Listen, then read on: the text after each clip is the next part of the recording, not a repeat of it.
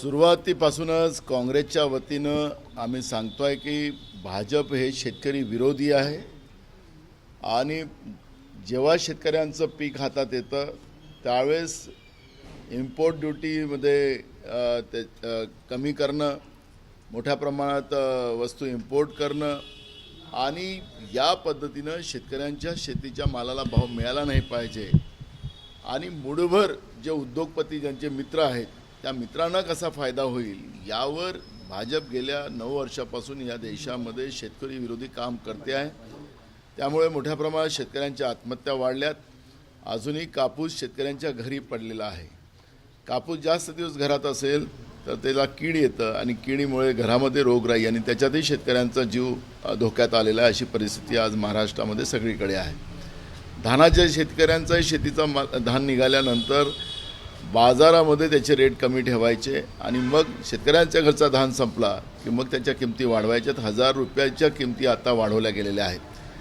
त्यामुळे कापूस असेल, सोयाबीन असेल, तूर असेल, चणा असेल, कांदा असेल, या सगळ्या शेतकऱ्यांवर आघात करण्याचं काम सातत्यानं भाजप करते आहे आणि या सगळ्या मागं जे उद्योगपती मित्र आहेत त्यांच्यासोबत हे संगनमत करून या पद्धतीचं शेतकऱ्यांच्या विरोधातलं राजकारण देशामध्ये आणि महाराष्ट्रामध्ये बीजेपी करते आहे आणि शेतकरी विरोधी धोरण हे भाजपचं या निमित्तानं स्पष्ट होते आहे। शरद पवार म्हटले की आगामी काळातल्या सगळ्या निवडणुका आम्ही तिन्ही पक्ष एकत्र लढणार। तुमच्याशी अशी काही चर्चा झाली का काँग्रेसशी? सोबत ते हे म्हणाले की महाविकास आघाडीला एक संघ ठेवण्याची जबाबदारी मी स्वतः घेईन असं म्हणाले। असं आहे की आमची भूमिका एकदम स्पष्ट आहे। काँग्रेस पक्षाची राष्ट्रीय काँग्रेसच्या अधिवेशनामध्ये ही भूमिका स्पष्ट आमचे राष्ट्रीय अध्यक्ष मल्लिकार्जुन खरगे साहेबांनी केलेली आहे। जे बीजेपी विरोधात लढायला जे लोक आमच्याबरोबर तयार असतील त्या सगळ्यांना आम्ही सोबत घेऊन कारण की आज ज्या पद्धतीने बीजेपी प्रत्येक संविधानिक व्यवस्थेला संपायला निघालेला आहे। कोलिलिझमच्या माध्यमातून सुप्रीम कोर्टाचा एक वाद केंद्र सरकारच्या बरोबर चालू आहे, म्हणजे न्यायव्यवस्था धोक्यात आलेली आहे। निवडणूक आयोगाची परिस्थिती काय ती माननीय सुप्रीम कोर्टानेच परवा जी बोलका जो आदेश काढलेला आहे त्याच्यामध्ये स्पष्ट होतं आहे की निवडणूक आयोगासुद्धा आता त्यालाही स्वायत्ता राहिलेली नाही आहे, लोकशाही धोक्यात आलेली आहे आणि प्रशासकीय व्यवस्थेचे काय हाल आहेत ते पण आपल्याला सगळ्यांना माहिती आहे। आणि म्हणून या सगळ्या व्यवस्थेला काँग्रेसनी भूमिका लीड याच्यामध्ये केलेली आहे आणि म्हणून राष्ट्रीय जे रायपूरमध्ये काँग्रेस पक्षाचं अधिवेशन झालं त्याच्यामध्येच माननीय मल्लिकार्जुन खरगे साहेब आणि राहुल गांधीजींनी ही भूमिका स्पष्टपणे जाहीरपणे या देशाच्या जनतेसमोर मांडलेली आहे। त्यामुळे बीजेपीच्या विरोधातली सगळी लोकांना, सगळ्या राजकीय पक्षांना सोबत घेऊन या देशाच्या संविधानिक व्यवस्थेला आणि या देश वाचवण्यासाठी काँग्रेसनी ही भूमिका घेतलेली आहे। त्यामुळे जे कोणी या विचारासोबत येतील त्यांना सगळ्यांना सोबत घेऊन जाण्याचं काँग्रेसची भूमिका आहे। उद्धव ठाकरे यांच्या इंडिया जरी हे उपोषण करतात आहे, तुमच्याच सरकारमध्ये जेव्हा सरकार होतं तेव्हा तो प्रस्ताव मांडण्यात आला तर नामांतरात जा आणि आता ते विरोध करतात आहे, तुम्ही त्यांना समजवणार आहे का? बघा, मूळ प्रश्न याच्याशी नाही आहे, पण ज्या पद्धतीनं शहरांची नावं बदलवली चाललेली आहेत, या नावं बदलल्यानं समजा शेतकऱ्यांचा फायदा होत असेल, बेरोजगारांचा फायदा होत असेल, नावं बदलल्याने महागाई कमी होत असेल तर बिलकुल सगळ्या शहरांची नावं त्यांनी बदलवली तर त्याचा कोणी विरोध करायचं काही कारण नाही। खऱ्या अर्थानं मानवी गरजावर दुर्लक्ष करणं आणि ज्या पद्धतीनं मूळ मुद्द्याला डायव्हर्ट करणं या पद्धतीची काही भूमिका केंद्र सरकारनी आणि राज्य सरकारनी या पद्धतीने निर्माण केलेली आहे। जातीय तणाव निर्माण करणं आहे। बुलढाण्यामध्ये आपण पाहिलात की काल नांदोरा या ठिकाणी लव जिहादच्या नावाने काही हिंदू संघटनांनी आंदोलन केलं।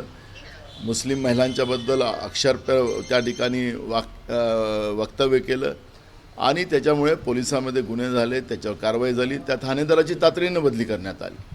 आखरी हिंदू मुसलमान वाद करून ज्या पद्धतीनं एक वातावरण, भाईचाऱ्याचं वातावरण, एकतेचं वातावरण, बंधुत्वाचं वातावरण बिघडवण्याचा प्रयत्न जी सत्तेमध्ये बसलेली बीजेपी करते आहे हे खऱ्या अर्थानं त्यांची कुठल्या दिशेला हा देश घेऊन चालले आहेत महाराष्ट्रासारख्या पुरोगामी महाराष्ट्रामध्ये ज्या ठिकाणी छत्रपती शिवाजी महाराजांचा, शाहू महाराजांचा, महात्मा ज्योतिबा फुल्यांचा, डॉक्टर बाबासाहेब आंबेडकरांचा वारसा लाभलेला आहे, या महाराष्ट्रामध्ये हिंदू मुसलमान वाद करून यांना काय मिळणार आहे हा प्रश्न या ठिकाणी निर्माण होत आहे. एकीकडे शेतकरी मोठ्या प्रमाणात आत्महत्या करत आहे, एकीकडे बेरोजगार आत्महत्या करते आहे, त्याच्या हाताला काम मिळत नाही, गरिबी मोठ्या प्रमाणात वाढत चाललेली आहे, देशामध्ये मुठभर लोक श्रीमंत केली जातात आहेत आणि हे सगळे चित्र असताना या पद्धतीनं धार्मिक संतुलन बिघडवून BJPला काय मिळतं आहे हा प्रश्न आता जनताच विचारायला लागली. उद्धव ठाकरे यांच्या कालच्या सभेमध्ये राष्ट्रवादीचे कार्यकर्ते होते अशी माहिती आहे. निवडणुका एकत्र लढण्याचा निर्णय झाला, सभा पण आता एकत्रच घेणार का?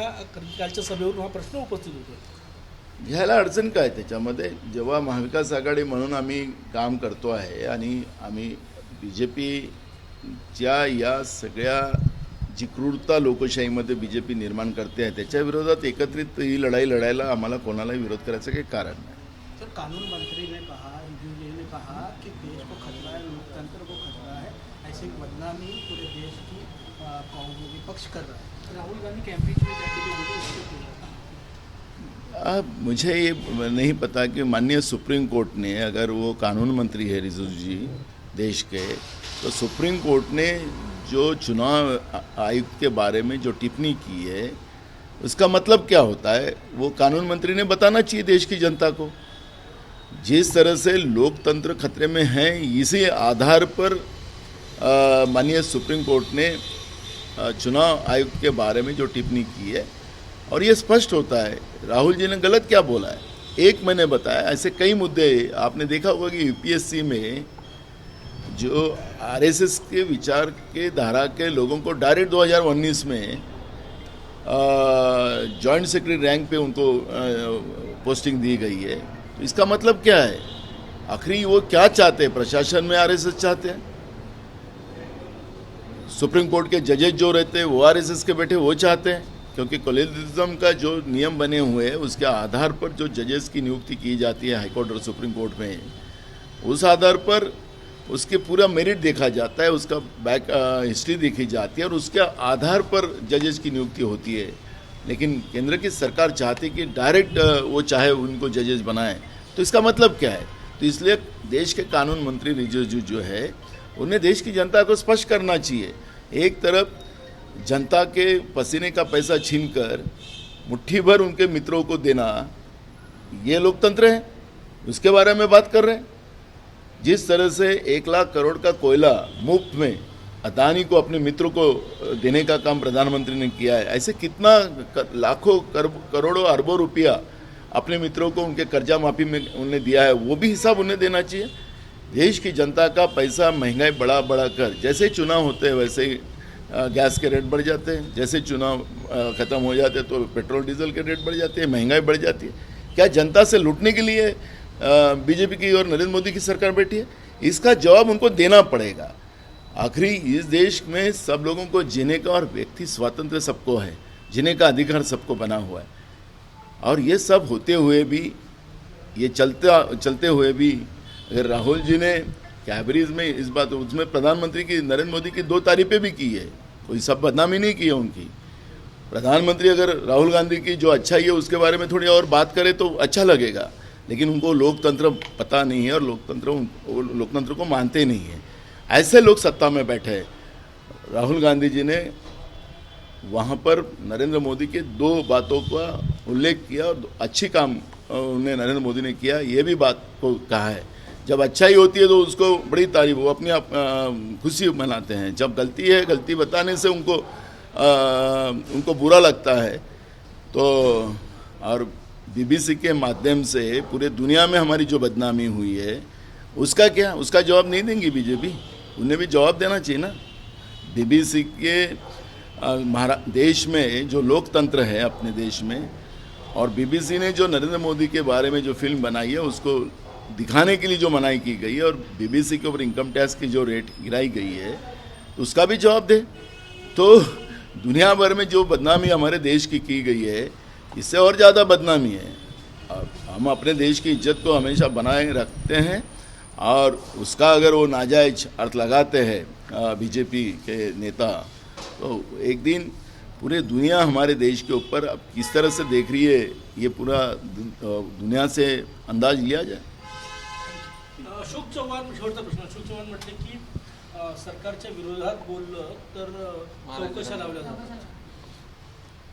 बिलकुल तेच चाललेलं आहे. असं केंद्रातलं सरकार असो की राज्यातलं सरकार असो, यांनी ठरवून केलेलं आहे. आणि जे काही जनतेचे प्रश्न लोकप्रतिनिधी म्हणून आम्ही मांडायला गेलो तर त्या पद्धतीच्या इन्क्वायऱ्या केल्या जातात, चौकशा लागल्या जातात, खोटे आरोप लावले जातात आणि त्या आमच्या मतदारसंघातली कामावर बॅन केला जातो. माननीय हायकोर्ट आणि औरंगाबाद खंडपीठाने परवा एक निर्णय दिला की तुम्हाला बजेटमध्ये काम जे मंजूर झाले त्याच्यावर स्टे देता येणार नाही, पण कोर्टाचाही आदेश मानायला राज्यातलं सरकार तयार नाही. काय तिथं फक्त काँग्रेसचे लोक राहतात म्हणून आम्ही तिथं विकास करणार नाही असं काय या सरकारने ठरवलं आहे का?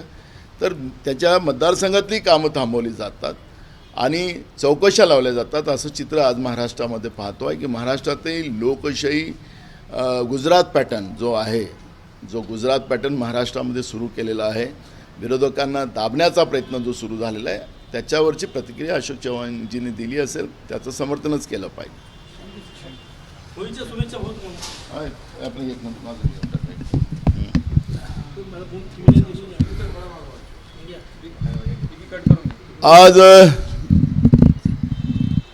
होळीचा सण आहे आणि होळीचा सणाच्या मी सगळ्यांना मनापासून शुभेच्छा देतो. आणि होळीचा सण हा जो साजरा आपण करतो आहे आपल्या संस्कृतीमध्ये, की जे काही आपले एकमेकाबद्दलचे वाईट मत असेल, आपला एकमेकाच्या बद्दलचा राग असेल, हे सगळ्याच्या सगळ्या बाजूला सारला गेला पाहिजे, त्या होळीच्या दहनामध्ये टाकला पाहिजे. आणि जो काही गर्व आणि घमंड आपल्या मनात असेल तोही त्या होळीच्या दहनामध्ये टाकला पाहिजे आणि सगळ्यांनी गुण्यागोविंदानं भाऊबंदकीनं नांदलं पाहिजे. असा हा रंगाचा उत्सव आम्ही सगळेजण राज्यभर देशभर साजरा करतो आहे. मी होळीच्या शुभेच्छा देत असताना सत्तेमध्ये बसलेली लोक जी रागाचं राजकारण, द्वेषाचं राजकारण करतात आहेत, त्यांनाही होळी माता त्यांना सद्बुद्धी दे अशीच मी होळी मातेला प्रार्थना करतो आणि पुन्हा मी सगळ्यांना शुभेच्छा देतो. एबीपी माझा, उघडा डोळे बघा नीट.